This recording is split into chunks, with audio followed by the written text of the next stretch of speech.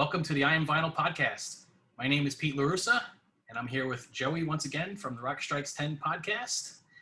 And we are here today to discuss Record Store Day 2021 drop number 1, which took place on June 12th, 2021. And so like the last few previous Record Store Day events, I purchased my picks at Good Records, thanks to Joey sitting right over there. And we're going to discuss our picks today and play some tracks from my picks. So without any further ado, why don't we just go right on ahead and talk about the first pick. And so I know this is a shared one that Joey and I both purchased, and it's one of my favorites of the 6 that I purchased, and probably one of my favorite of all of the live Record Store Day editions that have been put out by various bands. Holy shit, is this one fucking great. Ooh, yeah. I mean, And this is kind of one of those titles I was saying this is what Record Store Day should be all about. If it's not going to be about limited releases of like cult titles, which it should be that, but limited live releases with, medium to slight limited appeal, this is a perfect title. And I don't mean to be disparaging by saying that. It's just that, like, the hardcore Def Leppard fans are going to care about this. And it's not so much a snobby thing as it is just like, first of all, it takes a certain fan to want live albums. Yeah. For the most part. And then it takes a certain fan to hit that particular era of Def Leppard. So this is, like I said, a perfect title for Record Store Day. And man, I don't know if they've just been sitting on these tapes and they hadn't mastered them, but it's probably a good thing because this thing sounds so good. Oh, yeah. It's got that, without using the cliche, even though I'm going to use it right now, it does kind of sound like you're in the room. And I would love to have I actually hit up a few of my friends over there in Great Britain. So I'll give an extra shout out to Chris Riley and stuff. But what's up, Chris? I asked him if he had been at any of these early shows, but it seems like they were pretty regional. So he's like, I didn't see him until a few tours after this. Wow. So you definitely had to have been there. New Theatre in Oxford is not a famous venue from what I know.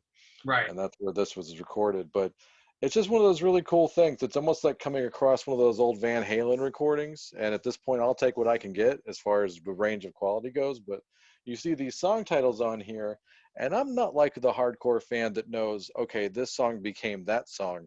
But this is one of those live sets where this song did become a song that we all know. We got songs that wound up on Pyromania quite a bit on this. Yeah, High and Dry. First of all, I want to mention the title because we are on YouTube as well as the audio podcast. We're talking about Def Leppard, and this is called When the Walls Came Tumbling Down, New Theatre, Oxford, 26th of April, 1980. And that happens to be my 4th birthday right there. All right. And so what Joey is referring to is, yes, there are a couple of songs. I believe you're referring to Medicine Man and When the Rain Falls. Medicine Man has parts of what became Rock Rock Till You Drop, right? Yeah. And When the Rain Falls has parts that became Let It Go. Yes. There is that element like Joey just described, but the recording and, I don't know if this is, soundboard. I have to imagine like they were able to, take this and actually give it like a proper mix, but the mix quality is unbelievable. It sounds like Eddie Kramer sitting outside in a van in a mobile recording this. That's how good it sounds. Yeah. I mean, it's ridiculous. Yeah. It has it has the oomph of like the most classic live albums you've ever heard. So this one, I mean, it's not the sleeper because a lot of people know about it that are into it, but I'd say it's probably the most essential of like the rarities because I don't see this one coming out on a regular basis. I hadn't known until Andrea Verderame had told me, but this had been out there on Spotify and streaming for a while. Well, that's ridiculous. Yeah, everything from even the packaging, as you were showing, very, very nice inner sleeves. They use the Black Rafola center ring label. Yeah, the photo collage in the gatefold is badass. Like, that's just, it's a great package. It's a great release. It goes on that list I like to call the best least obvious live albums, because at this point no one's going to knock off the big bigs off of their totem pole, like Live and Dangerous and Right. Strangers in the Night and Alive. But this one deserves to be in the also mentions, as far as like, if you're going to make an alternate list of great live albums, I would like to submit this one, When Yeah. the Walls Came Tumbling Down. It Yeah. is I mean, so good. I think you Great agree. snapshot of early 80s British hard rock. So Yeah, and I'm one of those Def Leppard fans that prefers the very early period over anything. I like Hysteria. I love Pyromania, but man, give me those first 2 records any day of the week first, and I'll be listening to them, before those. It's just how I feel about, Def Leppard. I've always preferred like the very earliest period when they were really, really hungry, and this release definitely captures that, tenfold. So it's a nice companion to the Def Leppard EP from a few years ago on Record Store Day. So like yeah. they've been, because the last few years I've gotten the Def Leppard releases I have the Abbey like that, Road. and like I said, I got the Hall of Fame live one. It's fine, but like this thing's next level. Like I would not say the Hall of Fame one's a must own, but this one is absolutely a must own. So even though it's Record Store Day, and as much as I love the whole thing of it being limited, this one's limited to 4,000 copies. But I would like to see it get a wider release. I think more fans should be able to get this one if they were shut out on this initial run. I wouldn't be mad if it came out again. So maybe just kind of repress it every few years. Like I don't think it's a great idea to like do it in mass or anything, but yeah. Because I think at some point everybody who wants to own this is going to own it, and that's great, and that's fine. Like I mean, but yeah, if you care enough about it, if you're a fan of the early period, I'm a Steve Clark 100% guy, so definitely need to have all the Steve stuff. Yeah. And so I can't say enough nice things about it. Let's just move on. Get it.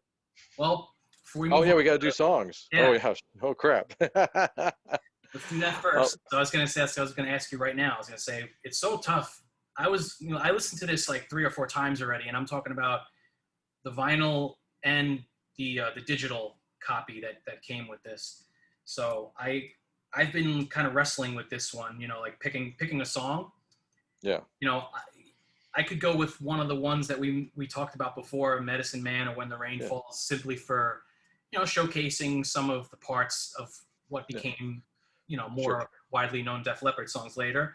But so let's go with one of those, and one of the known ones and one of the early ones. Let's do that. Let's split them. So you want to do 2 songs? Yeah. Let's do one that everybody would know, and let's do one of those early ones.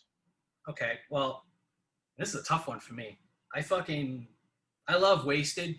That's one of my top favorite early Def Leppard songs. I love the version of Hello America on here. Like every chorus, whoever's doing the background vocal on that, it's like nailing it as like nearly perfect of how it sounds on the record. So that's just like one of those things that I always focus on, is sometimes with background harmonies. That really stands out for me. It was like Hello America or Wasted. Rock Brigade is killer on this. Yeah, too. Rock Brigade. That thing smokes. Like I had that in the room at full volume. I was standing right next to the player. It was just like, yes. So, well, between Medicine Man and When the Rain Falls, which one do you like better? I'm gonna go with Medicine Man because I'm a Rock Till You Drop guy. I like Let It Go, but Rock Till You Drop is one of those riffs I played over and over again when I was early on in my guitar days. So. All right, so let's play Medicine Man. And what about the other song? And let's also mention too that they have Lady Strange in the set before it was on High and Dry. Mm-hmm. Great version on here too. Yeah. But everything from On Through the Night that's on here is awesome. So I can go with any of those songs. It's gonna be tough. But which one would you pick? Would you pick Rock Brigade, Hello America, Wasted, even the title track for this, When the Walls Came Down? Let's go with Hello America. You convinced me on it. Let's go with that. All right. So we're gonna play Medicine Man and Hello America from Def Leppard, When the Walls Came Tumbling Down. But first, let's go to number 2. Let's stop for a sponsor. No, I'm just kidding. I'm totally kidding. We're not one of those shows. Have you tried Snapple today, Robin? Hey now. And Jackie and Ben. Yeah. All right, now we had our Howard Stern moment. Let's move on. Release number two. I don't know. I don't know. Number two on my list here is something that kind of flew under my radar at first, and Joey had to remind me and be like, I think you might have missed this one, sir. It happens. Yeah, it happened. Oh. Motorhead, talking about the St. Valentine's Day Massacre EP, and this is on a 10-inch picture disc, limited to 4,000 copies at 45 RPM. Which means, like, and I'm a big Motorhead fan, but they don't sell a lot of records, kind of still, unless it says Ace of Spades on the cover. Yeah. So there's a lot of posers out there for Motorhead, and I'm just going to say it right here in public, if you will. You gonna say it in Dublin? Yeah, exactly. But, you know, so 4,000 copies, there's no excuse not to get this. Unless you, I don't even know. I'm actually going to get the Ace of Spades box set at some point here. I don't know if these tracks are on here, but I love that this is recreated. So I know Pete, you've gotten a lot of the Motorhead, like 7 inches and whatnot from RSD the last few years. And they're never short on releases for Record Store Day. But I love this because it's an absolute recreation, you know, of the original release. And I think that makes it a lot more valid than some of these other ones. I'm not saying that you're wrong for buying those other ones. I'm saying, like, I'm deeply offended. Yeah, I know, right? This is the kind of thing I was waiting for, though, because I'd known about this forever. They had these bonus tracks on, like, the CD version of Ace of Spades back when they first reissued them about 20 years ago. But the cool thing is, like, on the CD version, you get Please Don't Touch an Emergency, but the B-side on this, they throw in Bomber at the end, the girl school version of Bomber, which is a nice surprise because, honestly, my brain is just trained to hear those first 2 songs, and then I'm like just spinning this thing, and all of a sudden Bomber comes on by Girl School, and I'm like, hell yeah, what a great that bonus. Also kind of makes the original one, you know, even more valuable. Exactly. You know? Exactly. So, like, this is a great release, and man, it is further proof. I know Lemmy went on record a few times saying that Girl School kind of scared him. Like, I like how he kind of clung to, if he was going to cling to a female act, it would be somebody that was on par with Motorhead from a lifestyle and just, you know, scary standpoint, whether it was Wendy O. Williams or Girl School. But he's like, these girls were heavier than most guys. They could drink all the guys under the table. They were the real deal. And you know, like they even look tougher on the album cover than Motorhead does. Like Motorhead just kind of laid back here, like they're like ready to go to war, and I love that. Girl School, one of the great bands that people haven't heard, at least in the States, but they should. All you gotta do is put on a handful of their songs, and you'll be sold on them. What was the Kiss song that Girl School covered? They covered "Do You Love Me"? I think that was on. They were another one. I forget what album it's on. I should know that. I have it somewhere here, but. Yeah, if you just put on like you know, the Hit and Run record, you'll be sold on them. And this is and the Please Don't Touch duet is one of the great duets ever. Awesome. And I even sold this blind to like these shoppers, and they checked off all the boxes on what a Motorhead and Girl School fan should be. Like they were like tattooed rock chicks, they had some leather on, you know, and I was like, this is like what y'all look like, you know, and I mean that in the best possible way. Like you put this on, it's just Please Don't Touch is just sex, leather, tattoos, and whatever, like on wax, and it's great. And it's a nice picture disc, and it sounds great. 45 speed. Yeah, so that's the next thing I was gonna say is, you know, for a lot that's said about picture discs and the audio quality, I think you and I can both agree that in more recent years, you know, picture disc quality has gone up in terms of the audio. It's not just, you know, the throwaway for collectors anymore. Yeah. You know, 100%. You're right. Yeah, you're actually getting good quality. This is from BMG, so I don't know who presses BMG's stuff, but once again, you know, great job. So are we gonna play Please Don't Touch, or I mean? Yeah, I mean, let's not bury the lead. Let's go with the big A side on this one, because you know some people still haven't heard this song and they should. Yeah. Okay. Yeah. All right. So let's go into our first batch of songs now. We're going to play from Def Leppard, When the Walls Came Tumbling Down. We're going to play Medicine Man, followed by Hello America. And that's going to go right into Motorhead and Girl School. Head Girl. Head Girl.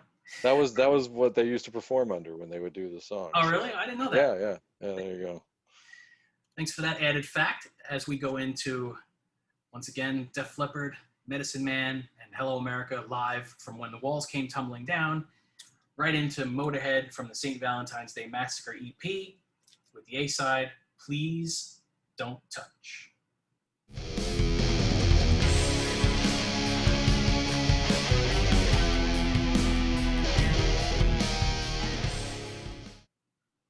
All right, we're back. And that was Def Leppard live from When the Walls Came Tumbling Down, April 26th, 1980, the New Theatre in Oxford, with Medicine Man, followed by Hello America, leading right into Motorhead with Girl School from the St. Valentine's Day Massacre EP, 40th anniversary limited edition picture disc, 10-inch, with Please Don't Touch.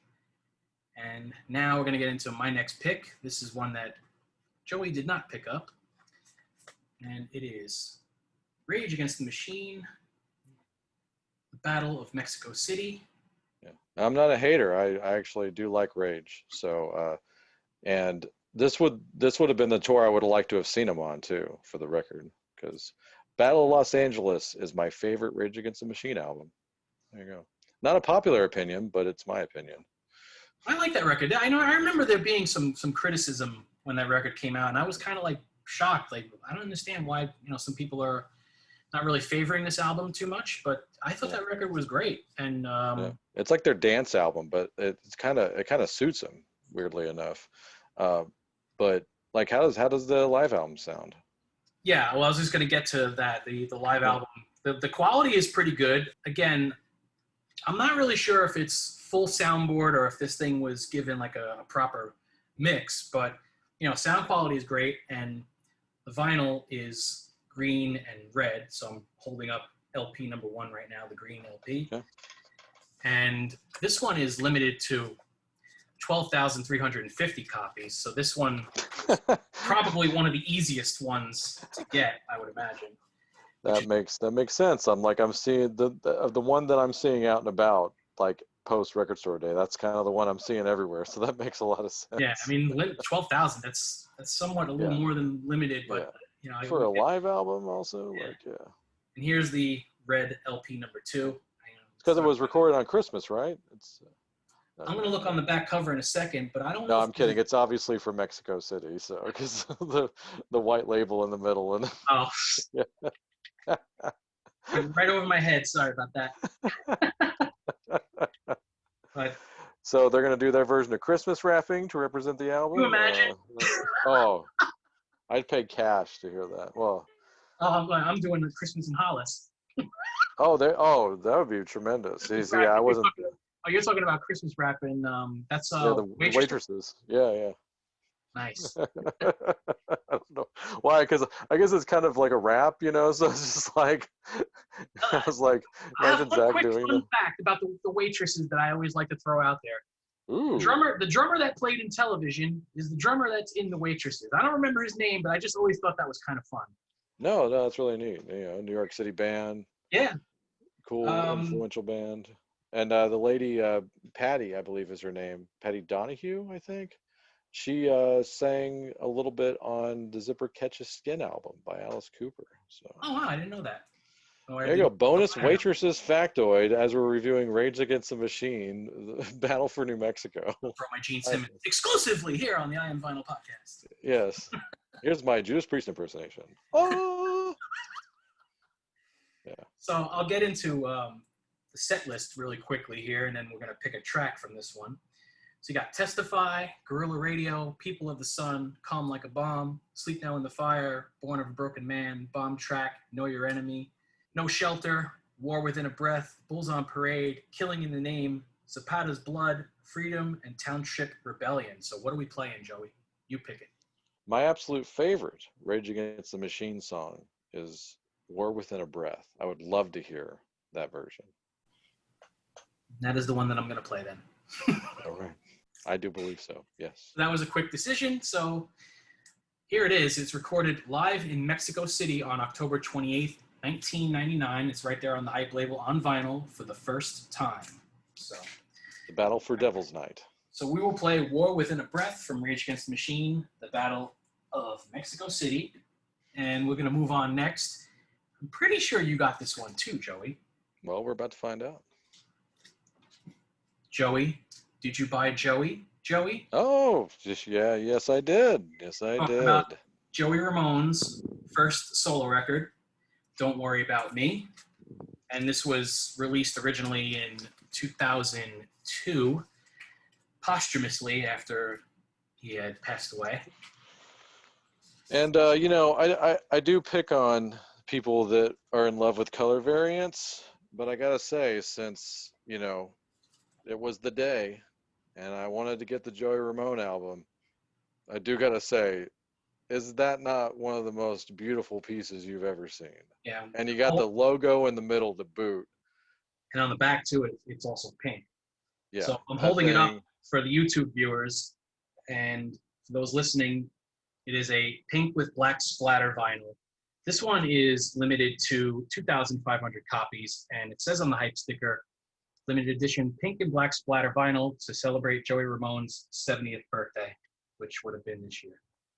That's great. And I know, this is, really the only, and I hate to say it this way, but this is, the only real Joey Ramone solo album. Yeah. I actually like a lot of, and it was definitely done with love and care. And I like all the people involved in that. But this one, I like that this is like a whole thought. And, I Got Knocked Down is so heart-wrenching to listen to. Oh yeah, it's tough to listen to some of the songs because the guy was literally dying while he was recording this. But yeah, this is again one of those albums where when I was listening to it and revisiting it again, it had been a little bit of time since I had listened to it. But what would you play from it? I always like Stop Thinking About It. That was always one of my favorite songs on here. That's a really good one, actually. That's not a bad pick, honestly. No, I think you nailed it, man. I'm looking over the track list here, and I think Stop Thinking About It is a good way to go. And yeah, and I just will say real quick, last thing about this album that I'll say is that we both love the Ramones. I feel like I can talk to you about the Ramones a lot, Pete. Yeah. And you have I feel like you have a closer connection to them since you're just, kind of in their backyard there over New York. But as a Texas boy, I think I came in during the 80s. So I love a lot of that 80s stuff. And a lot of the material on here really sounds like that era. It sounds like stuff that could have been on, Subterranean Jungle and stuff like that. It's kind of that middle era of the band. So if you're a fan of that era of the band, I would say for sure. It sounds like a decent follow-up to Adios Amigos. I love Adios Amigos, so that one's hard to beat. But yeah, I think this is a worthy album for Ramones collection, and you have a good song pick there. Stop Thinking About It. It's a really good one. Let's go with that. Okay. We should also mention that Marky Ramone does play on this record. I think he plays on the guitar. Yeah, Marky Ramone plays on it. I like that he had of the Ramones. I was in the Ramones. I like that he put his autographed signature on the credit. Did you notice that? If you look at the sleeve, no, it's got all the other guest stars on there, and it's got this scribble. It's oh, okay, that's Marky. I wanted to give my authentic autograph. Daniel Ray suggested it when we were putting the album together. Yeah, it's crazy that he played on that. Just because I'm all I can think about is them fighting on the Howard Stern show. That was. You wear a wig. Yes, wear extensions. That was the most amazing train wreck radio. It was heartbreaking and fascinating at the same time. And also I guess the bonus track on here really would be the thing that I had heard prior to this was the 1969 cover, which was on the Iggy Pop We Will Fall tribute. So that was added in from that, because that came from the mid 90s. Oh, okay. But of note of that, the really cool thing is that the band on that is basically just the Misfits at the time. So it's the Misfits backing up Joey. So that's a little fun note there. That's the only thing that was added in. But it would have been a 10-song album had it not been added in, so that would have been fine too. But yeah, I really like this album. It was really nice to revisit it. I honestly hadn't picked it up too much in the last 20 years. Me too. But man, it's nice to it's like visiting an old friend. It was Yeah. really nice. So That's what I was rest thinking. in I peace, was Joey. thinking like, man, I shouldn't have, taken as long to listen to this in between because it had been a while. I don't even remember the last time I put my CD on. Yeah. But and it's not like I didn't never like the album. It's just kind of like you kind of forget, I guess. You have so much music. Yeah. Some And albums not tend to that fall not through the that you cracks. yeah, exactly. All right, so let's go to our next segment of songs. So we spoke about the Rage Against the Machine double live LP on green and red vinyl, Battle of Mexico City. We're going to play War Within a Breath from side C, followed by Stop Thinking About It from the pink with black splatter vinyl of Joey Ramone's first solo album, Don't Worry About Me.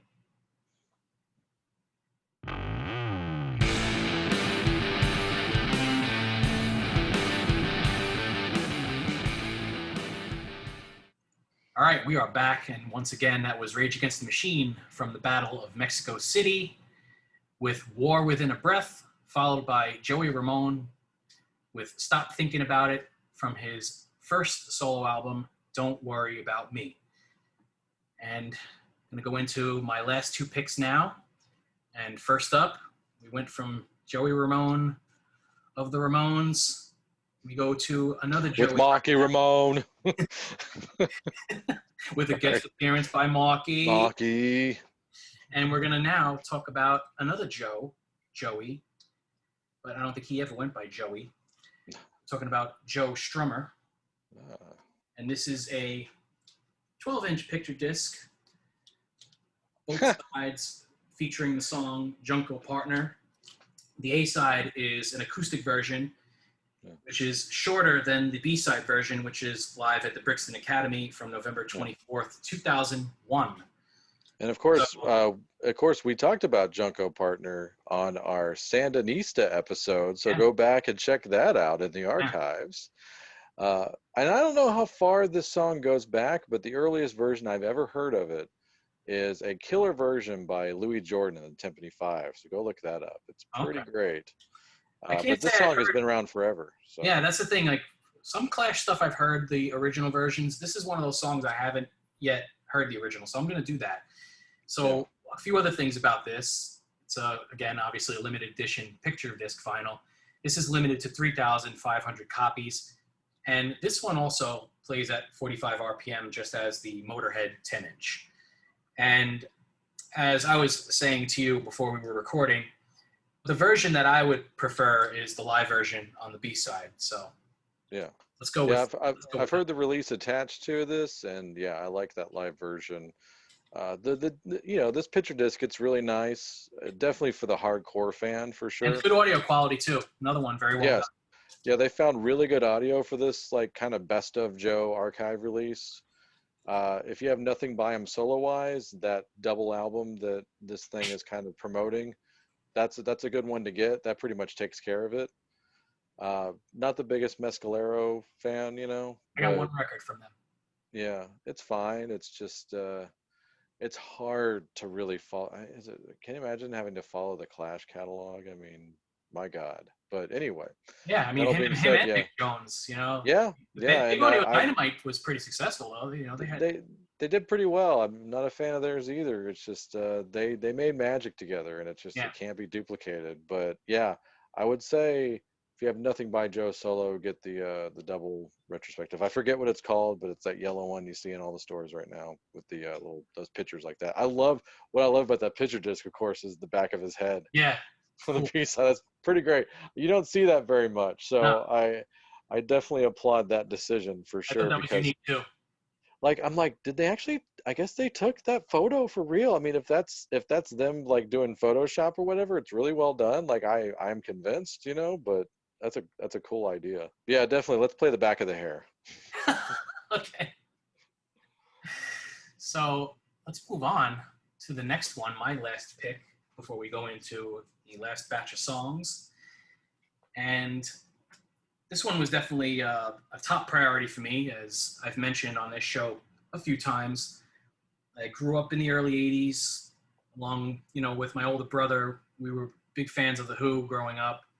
So one of the things that we watched constantly when I was growing up was what was supposed to be the final tour in 1982 when the concert aired on HBO. And I believe it was released on home video after that, and it was recorded live at the Toronto Maple Leaf Gardens. So I became a big fan of The Who at an early age. And so didn't a certain band open that tour that we just talked about? That's right, The Clash. That's on the It's Hard tour. But before the It's Hard tour, they had another album. It's an album that had recently hit its 40th anniversary of release, since it was released on March 16th, 1981. And I am talking about the first album by The Who following the tragic death of Keith Moon. And as John Entwistle would put it on that live concert from 1982, I am talking about the Face Dances album. And this is the 40th anniversary edition, and it's a double LP on yellow and blue heavyweight vinyl. And this is cut at Abbey Road Studios using the half-speed mastering process, and it is tagged as an exclusive for Record Store Day 2021. And this one is limited to 6,500 copies. All right, so let me ask you, Pete. Go ahead. I consider you a Who authority. Mm-hmm. You told me, I was actually joking with you on the phone a few weeks ago. I was like, so how many copies is this of you for Face Dances? And you actually said, no, I just have one original, and then I'm getting this one. Yeah. So which one sounds better? You know, I did listen to the original not too long ago. You know, it's hard for me to say because I haven't really sat down and A/B'd it, but okay. I'm curious about that whole half speed thing. I know that that's a big selling point for audiophiles, but I've never A/B'd it myself. That's why I kind of leaned on you for that question. So I will say that I did notice the half speed mastering process. You know, like you could tell that there was definitely some special quality put into this. I mean, and I'm showing the records right now. This is record number 1.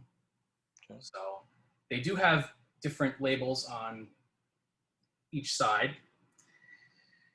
Well, as far as the different designs on each side, but they're the same on both records. It's just, you know, A side is different than the B side. Before I take out the second record, I just want to also show what this came with.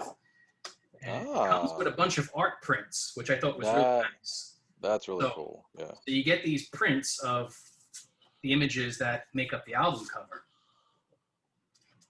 I would assume that maybe between that and the color is maybe what makes it the Record Store Day exclusive proper. I mean, I can't imagine they wouldn't keep this in print on black at least. Yeah, I see this one coming out as like a standard edition because, you know, it's a 40th anniversary edition. I would think you want to, you know, celebrate it, you know, a little widely. And here's the yellow vinyl.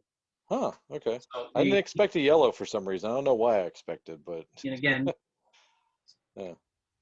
Those labels varying on each side, and I like the little tube squirting out photos. Yeah. That's pretty funny. So you get the really nice quality inner sleeves, you know, not junky paper quality. They definitely did a good job as far as heavy paper, as I like to call it. Yeah. So they nailed it as far as the packaging and the vinyl. But yeah, I mean, to answer your question about, you know, which pressing is better, I definitely don't want to say, oh yeah, this is absolutely the better pressing just because it's fresh and new. But I think there's definitely a good possibility that it's better than the original. But again, I would want to sit and A/B it to really give an honest opinion there. Yeah, like the cynic in me wants to say, like, you really can't tell too much of a difference with half-speed mastering. It's just an excuse to upcharge. You know, like some other tricks in the business, you know, but, you know, I know that there is a better process and it's supposed to sound better. I do have to say, and I'm not going to talk about this too long, but I want to just say really quickly, I don't know if you've seen it, but I opened that pink vinyl edition of Kiss's Killers that I got recently. That's a half-speed master at 45 RPM, whereas this Who Face Dances is not 45 RPM, but it's mastered at half speed. Okay. that Kiss Half Speed remaster at 45 RPM, I never heard Killers sound that good. Certain Really? songs I never heard like Nowhere to Run sound better. Wow. The newer tracks. So I think there might be there, and I've heard people, and I've seen people say this, that the 45 RPM plus the half speed mastering does have a pretty positive effect on the audio. So Good. I would hope so. Goodness. Yeah. Like that's like doubling down on it, It's like we're doing both of these things. Yeah, for any Who fans that are even questioning, should I pick this up? Yes. Absolute, definite, big yes from this fan right here. And the song I want to play is something that I'm going to have the Aux, John Entwistle, introduce. And it is a song from side one in which he wrote and sings on the record. And I'm just going to let him introduce it right now. So take it away, the Aux, live in Toronto from 1982. Thank you.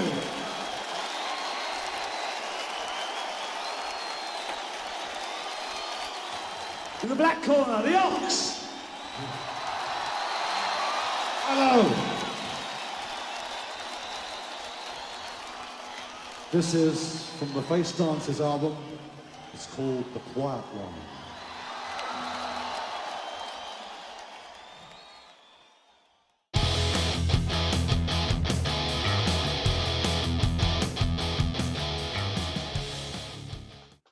All right, we're back, and that was Joe Strummer with Junko Partner, live from the Brixton Academy, and The Who with The Quiet One from the Face Dancers album from 1981, which I had mentioned before.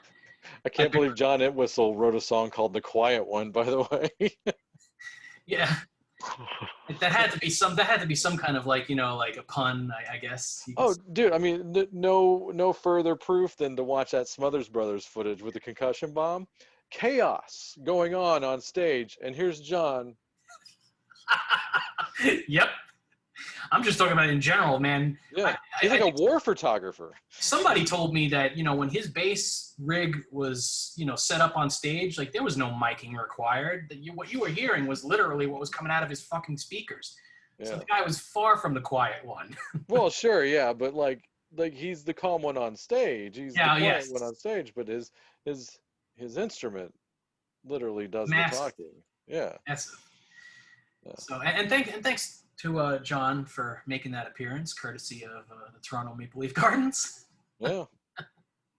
Yeah, we had to get permission from Jack Tunney to get that audio, so yeah. All right. Yes, it was tough, but we got it. We managed to get it done. These are the things that happen behind the scenes at the I Am Vinyl podcast.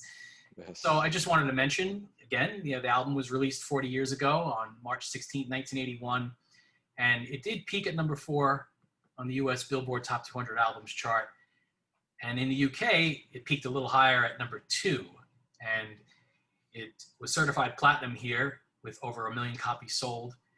And in the UK, it was certified silver with over 60,000 copies sold, which, again, I always just find those comparative numbers with the US and the UK very funny. And some pretty successful singles, I guess you could say. Most notably, You Better You Bet was the biggest hit on the record. It peaked at number 18 on the Billboard Hot 100. I was going to say, that's the one that's always on all the comps. Yeah. And also one of the first videos ever played on MTV, like the 3rd or 4th video, I think. That's right, as we are approaching the 40th anniversary of that first airing on MTV. Yeah. I got some big episodes planned for Rock Strikes 10 for that anniversary, so stay tuned. Yeah. And yeah, they had some of those mainstream rock chart hits. Another Tricky Day peaked at number 6 on Billboard Mainstream Rock. And I found these interesting. Even like songs like Daily Records peaked at number 36 on Billboard Mainstream Rock. Don't Let Go of the Coat peaked at number 84 on the Billboard Hot 100. That also had. That means it was never played. That means it was never played ever. Maybe like once at 1 a.m. That video was pretty much the same as You Better You Bet. It's I think it's a black and white performance. The soundstage thing. Yeah, performance video. Yeah. And they had a few other Billboard Mainstream Rock hits. Did You Steal My Money peaking at number 38. How Can You Do It Alone peaked at number 50 on the Billboard Mainstream Rock charts. And even You Better You Bet peaked at number 1 on the Billboard mainstream rock chart, peaked at number 9 on the UK singles chart. So again, a little more success in the UK, naturally, being a British band. And this is another song. If I didn't go with the Quiet One, this is another album track that I think tends to get a little ignored in the grand scheme of The Who. But a song called You also peaked at number 51 on the Billboard mainstream rock charts. So those are just some facts. As we mentioned, the album has turned 40 as of March 16, 1981. So now that we've gone through my picks, some that were shared by Joey, it is now time for the Joey show here, as we're going to go into Joey's picks that I did Speed not. round. Yeah, it's going to be kind of a speed round. I'm going to try to channel the energy of the great Lon Friend. If you remember the old Friend at Large sketches, I'm not going to do it as fast, but I'm going to do it as fast as possible because Sure is going to be a lot of great records as Joey fixes his phone right now, and he's going to go into heavy records. Maybe a little funky, maybe a little grungy. Yeah. All right, you ready? Yeah. Okay. So first one, new Garbage record, No Gods, No Masters. I'm assuming, like we talked about before with like Face Dances and some other stuff, this is weird because this literally kind of streeted on the same day. This is a proper new studio album. So that's kind of a weird trend that people are probably going to start doing now, where they maybe kind of even piggyback on the day and get a little publicity. First pressing, obviously the color is going to be, the chase, if you will, of Wyatt's Record Store Day. As with Garbage, you would expect a pink vinyl, and you get one. So I'm doing a little bit of that right here. I was thinking when I saw the cover, I was like, this thing's got to be pink, right? A little bit of a see-through kind of bubble gum. I really like the package. Everything in the package is on slick, so it feels great in the hand. And I appreciate those kind of things. It's a very strong album. It's the strongest album of their comeback so far. I'm a big Garbage fan. And if you are a neo-conservative, shitty person, you're going to hate this record. Of course, you also are scared of powerful women, so you never liked Garbage in the first place, because Shirley Manson is a beast, and we love her. Okay, moving on here. Little grungy. No. This one right here, Goblin. Anybody know Goblin? Pete, you know about Goblin out there? Yeah. European band. A lot of, they were a rock band, but they pretty much did score. They kind of found their footing in doing film scores in those Italian horror movies. Most famously, the score for Dawn of the Dead, the original, that great score. Killer Gatefold, much like the Garbage one, on slick. This feels as amazing as it looks.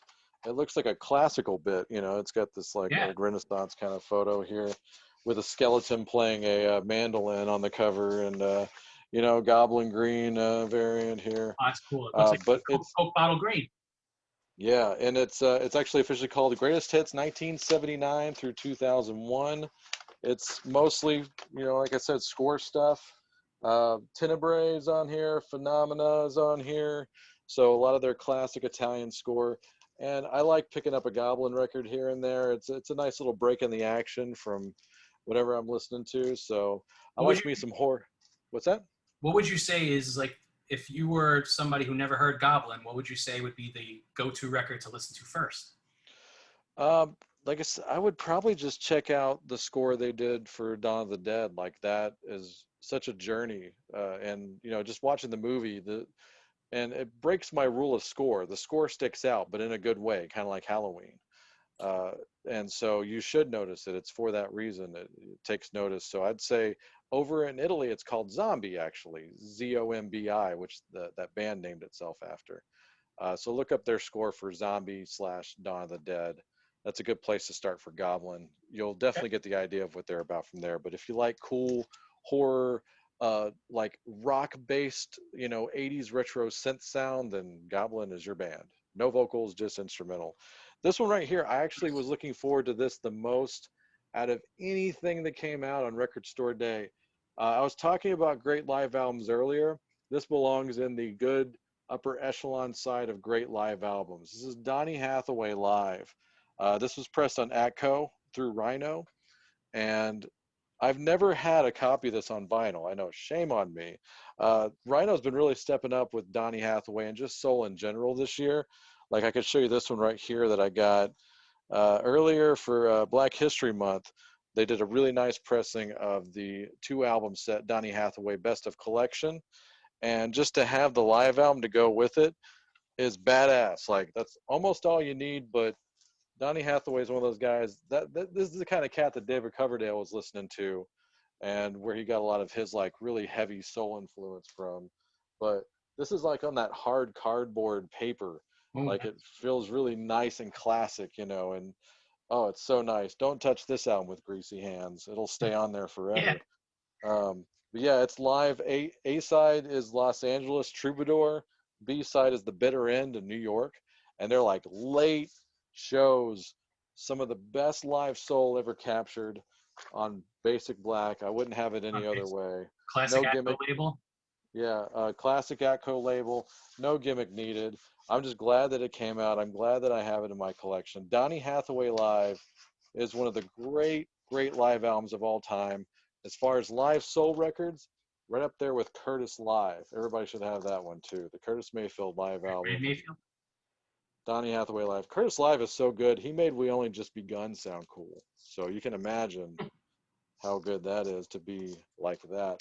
But man, you'll recognize maybe a nice cool cover of What's Going On here. His signature song, The Ghetto, is on here. It's killer. And talking about how great Curtis made We've Only Just Begun, he made You've Got a Friend sound cool. And that's hard to do.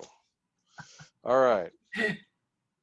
I'm going to save the weird one for last, actually, or I guess the weird one by this show standards.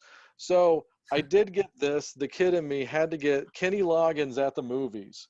I'm not apologizing for this in any way. I do have a bit of a gripe about it. By the way, I love the back cover because it's got the track listing with the song titles on the marquee. Of course, the first song is "I'm All Right." It is. But my first complaint right there is it doesn't have both songs from Caddyshack 1 on there. This is a very short record. It is Is it 8 songs? actually, it's 10 songs, and Oh, it's got all of his other movie songs on here. So I'm All Right, Footloose, I'm Free, Heaven Helps the Man. And then, but you could have had the other Caddyshack song on this side because the Top Gun songs bleed over. Playing with the Boys in side 1, Danger Zone picks up on side 2. And then a schmaltzy favorite that I like, Meet Me Halfway from Over the Top.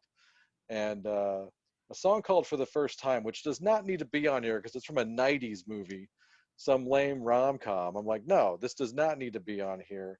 Nobody's Fool from Caddyshack 2. The only good thing about Caddyshack 2 is on this record because that's a shit movie, but great theme song. But yeah, that's my one complaint. Take off that 90s song, make it strictly 80s, all 3 Caddyshack songs, and then this would have been a perfect release. It's still really fun. It's still really good. Legacy did a pretty good job with it, but they screwed up and they also had enough time to put in a freaking remix of Playing with the Boys at the end. No excuse for that. That's garbage. But the fact that I can put on something that has Meet Me Halfway, I'm All Right, and Nobody's Fool, all in the same place. By the way, I teased this before we recorded. Giorgio Moroder gets credited with co-writing Danger Zone. I saw Kenny Loggins on, I think it was Jimmy Kimmel years ago, and he asked him about that. And he said, we were in the studio doing this song, and I saw Giorgio have his engineer write the song, and that was about it. So he basically outed Giorgio as not even writing the song, said he made his engineer do it. huh. And so there you go. He kind of buried him on TV, which is kind of funny, actually. All right, moving on here. Tom Petty. Yes, Angel Nice. Dream, which is this is interesting, a reimagining of the She's the One movie soundtrack. Yeah. And because I love the She's the One soundtrack, I think it's got some of his best material, period, on there. It's as good, like for the most part, She's the One is as good as Wildflowers. It's pretty much done at the same time. Some of those songs on there are amazing. Like Wall's Circus version is a perfect song. Plus, you got the Lindsey Buckingham backgrounds on top of it. You got Hung Up and Overdue on there. You got Climb That Hill on there. This one is interesting because it leaves some of the songs from She's the One on there, but like the Wall Circus version, not on here. It's got Walls Number 3 on here instead, which was on that album, but towards the end, almost kind of like a bonus track. Some of these are directly from the original release. Some of these are not. They're alternate versions, and there are some new songs on here too that weren't even on the original. So it does not replace the original She's the One. So if you're a big fan like I am, you're going to want to have both versions. They are completely different listening experiences. The songs are in different order, the whole bag. So it's an interesting release. I dig it.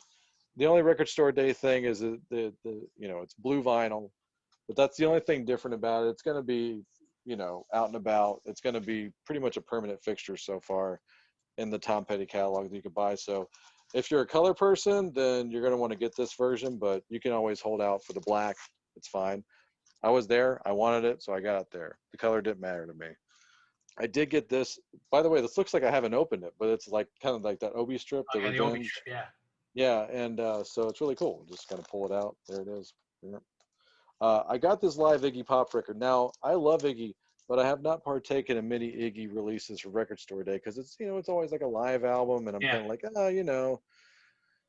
eventually, because here's the other thing, they press so many of them. Like, I'm never in danger of them running out. If I ever get itchy for them, I'll go buy them. But this is how much of a nerd I am. I had to get this one, not for the color. The colors are cool, by the way. Like, nice. Yeah. They're on like pink and green, and they look really cool. They look pretty much like these pictures are. I'm not going to take it out because it would take me forever. But the main reason I got this, actually, it's from 1988, which is not a heralded year for Iggy. He actually wound up on a few good tours. I know he played like the stadium out here with Guns N' Roses and NXS for some radio show. It's still talked about. But the intriguing thing for me is that Andy McCoy of Hanoi Rocks was the lead guitar player on this tour. So having something with that documented on here, it's kind of funny that when he gets to the hits, he kind of mails it in a little bit, but it's still got there's still a lot of energy in the show because Iggy, it's really hard for Iggy to mail it in. All right, next record, Prince, The Truth. This was definitely a must-have for me. I'm a big Prince guy. I've been a Prince fan since I was 3 years old. This is not one of those like thrown together things. For people that don't know, this album was recorded by Prince in 1996, 1997. It's kind of like I call it his tribute to Joni Mitchell's Blue, because I know he's a big Joni Mitchell guy. Okay. And it's a laid back acoustic kind of thing. There's a couple of electronic drop-ins, but for the most part, it is him on an acoustic guitar by himself, with very little addition of any other instrument. And it's like it says, it's the truth. It's a very honest record for him. It's like his divorce album. It's also him dealing with his dead kid. I mean, there's a lot to unpack in this. It's not always in the songs, thankfully, so it's not a terribly dark listen, but it's a nice mellow listen, and I think it's definitely something he needed to do at the time. It's just on black, which is fine by me.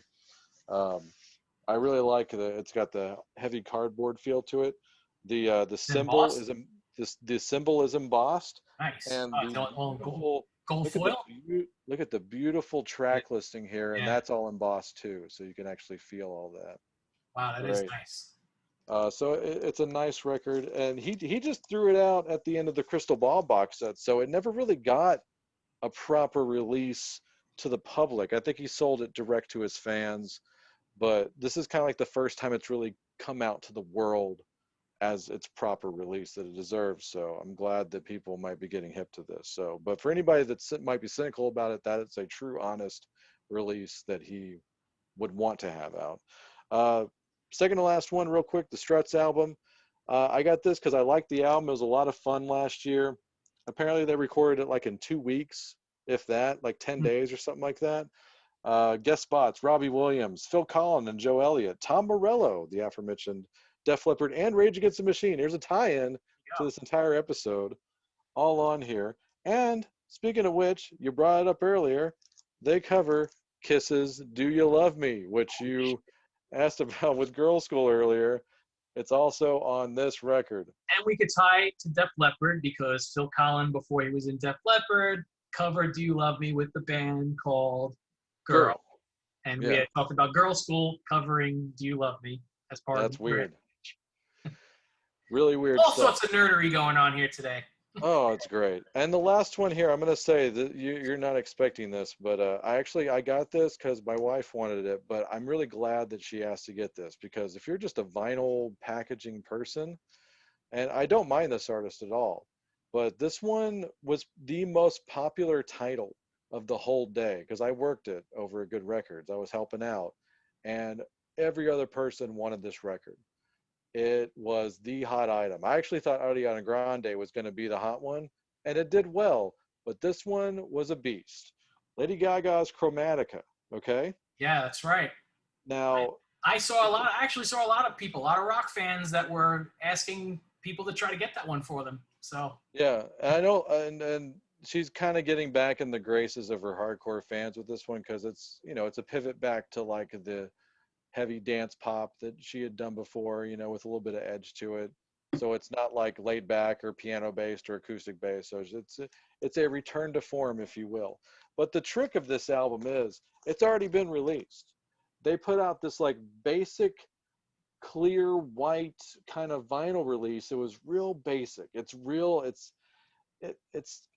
just not very aesthetically pleasing. It doesn't fit her character at all, and it didn't say I'm back.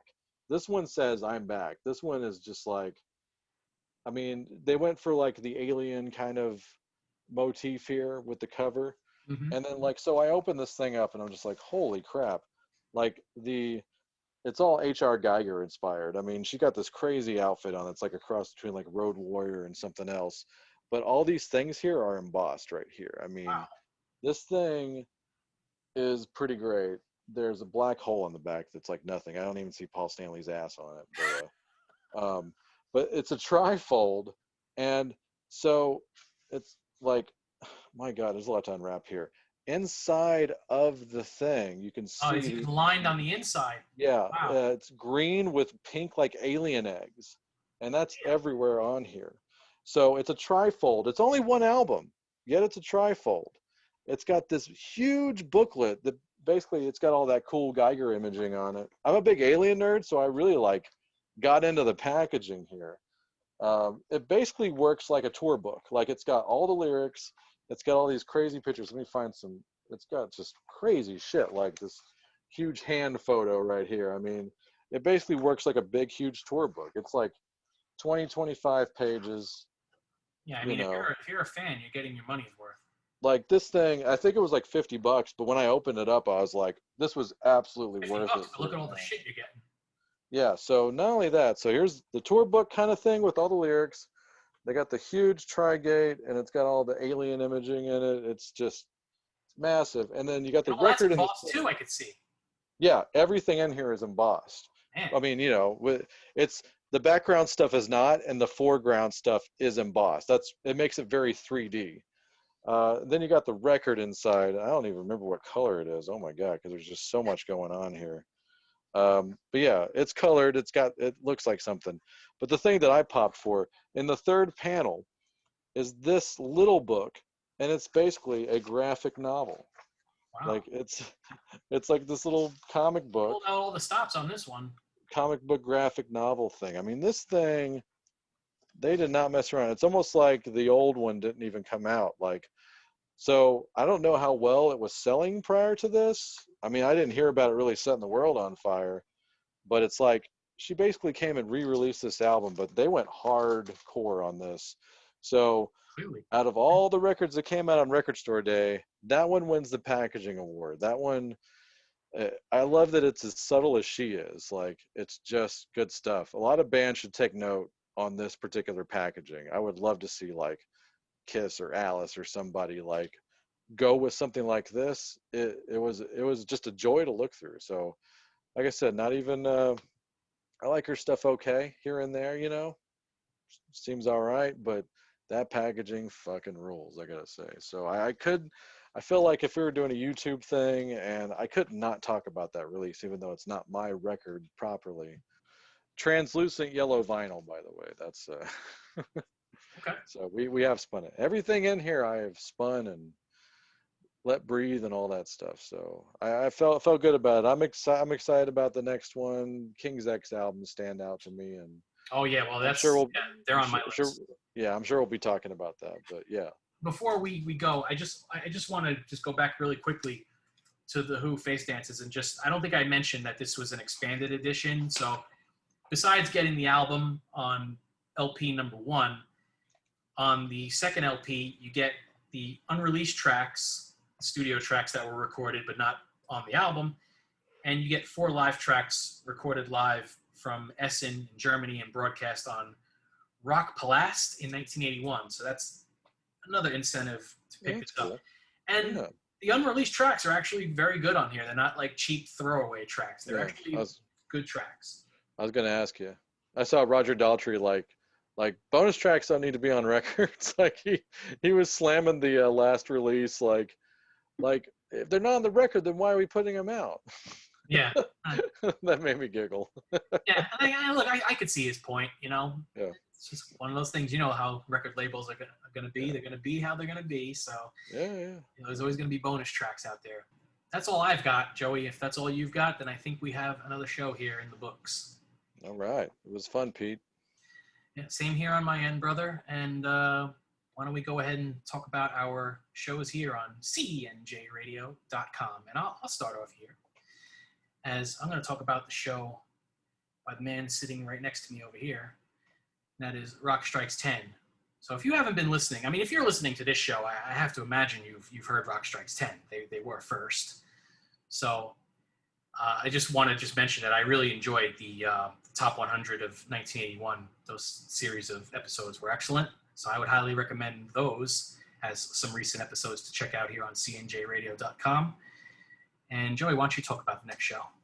Yeah, thanks, man. I just posted this week catching up on, I call it the playlist for the recently deceased, as a little play on words from a classic movie right there. It is what it sounds like, catching up on people that have left us musically. Sometimes they're not known for their music, so I try to get some sort of wacky reference put in there, a song that represents somebody, like Gary Marshall died a few years ago, and I had played the theme to Happy Days on there, like stuff like that. But I can also go, this one, I think you'll appreciate the Married with Children references that I throw down on this one. So that's all I'm going to say about that. But we literally go all the way from teen idols of the late 50s and early 60s all the way to metal in the 90s. And that's what those death episodes do. Already working on the best albums of 1991. Nice. That's a lot of fun, and I'm looking forward to doing it. Thankfully, I don't have to listen to as many albums as I did for 81. It's weird. I thought 91 would have more records, but they so don't. They have like half. I listened to over 250 albums for the 1981 countdown, and this one's half that. So this one's going to be a breeze comparatively. So another reason I'm looking forward to it. And if I get done with this one and get everything done in time, I will do a 2001 episode by the end of the year. So big things doing on Rock Strikes 10, in addition to all the other fun list shows. Recently finally did the self-titled episode where the trifecta, album, song, or band, song, album title, where it all matches. Iron Maiden from Iron Maiden. Motorhead. It's on there. I got 10 of them. And apparently there's more. I got feedback. So there will be a volume 2 at some point. Nice. Other than that, check out the Flagship Wrestling House Show, The Synaptic featuring Randy Brown, a true alternative, Talking Rock with myself and Mark Striegel from Talking Metal, this show, I Am Vinyl, and The Last Theater with Chris. No Chris, none of these shows. Without him, these shows don't exist. So thank you, Chris. Yeah. Check out The Last Theater. I know there's going to be some more Last Theater episodes coming soon, so that's nice. Stay tuned to cnjradio.com, where I like to say all things rock culture. All right. I couldn't have said it any better. So once again, I'd like to thank anyone who's tuning in here on YouTube or on cnjradio.com, or if you're listening to us on your preferred podcasting device. Thank you for listening and watching us here again. And we'll see you next time with Record Store Day 2021, drop number 2, following July 17th. So take care, everybody, and thanks for watching, and thanks for listening. And Joey, thanks once again for great discussion, and I will talk to you later. All right, man. Look forward to it. Rock and roll. See ya.